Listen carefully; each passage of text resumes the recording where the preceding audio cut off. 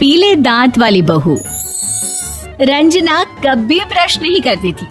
उसे कितनी बार उसके माँ बाप ने डांटा, लेकिन उसका कोई असर उस पर होता ही नहीं था, जिस कारण से उसके दांत पीले पीले हो जाते हैं।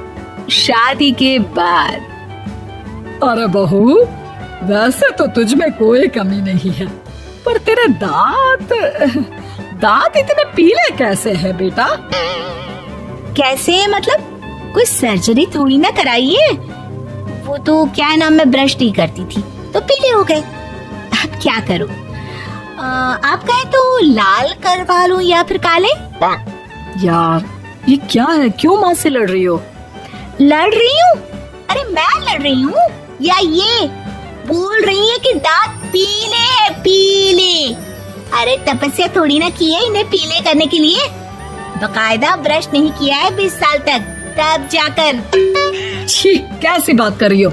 ये उस वक्त तो पीले नहीं थे जब हम लोग तुम्हें देखने आए थे। अरे तब साफ करवा लिया होगा डेंटिस्ट के पास जाकर। अब देखो कैसे पीले पीले लग रहे हैं। रंजना सास की तरफ गुस्से से देखती है। फिर शुरू हो गई पीले पीले पीले।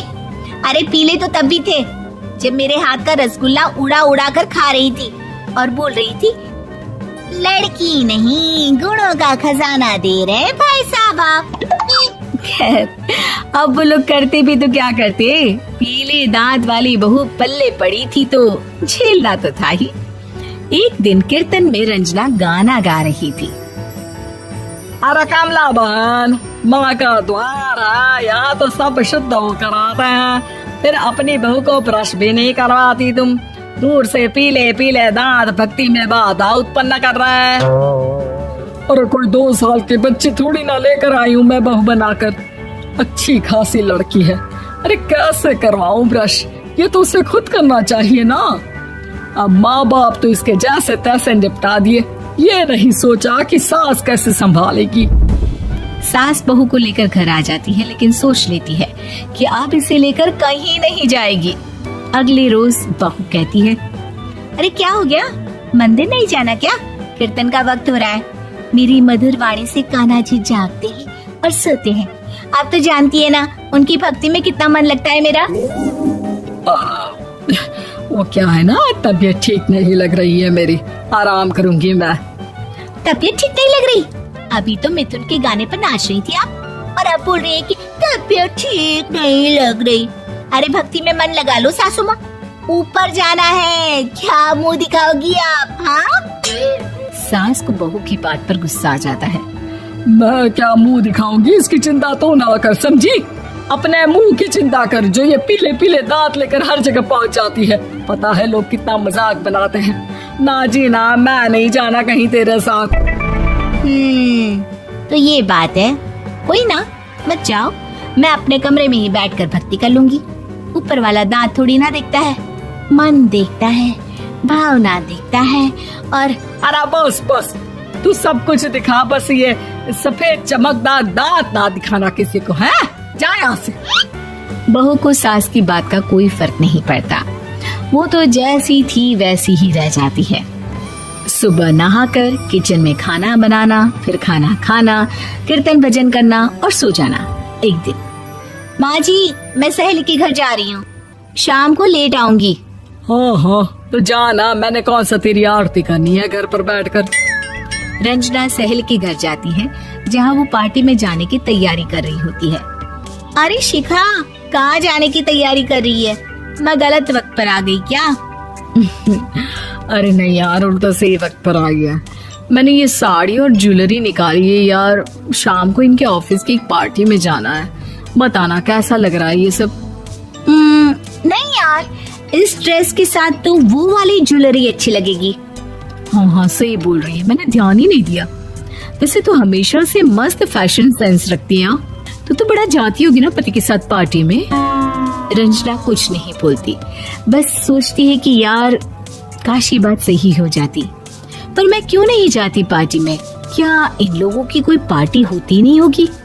रंजना घर आती है और रात में पति से सवाल करती है, एक बात बताइए, आप मुझे किसी पार्टी में क्यों नहीं ले जाते? क्या आपकी यहाँ ऑफिस में पार्टी नहीं होती?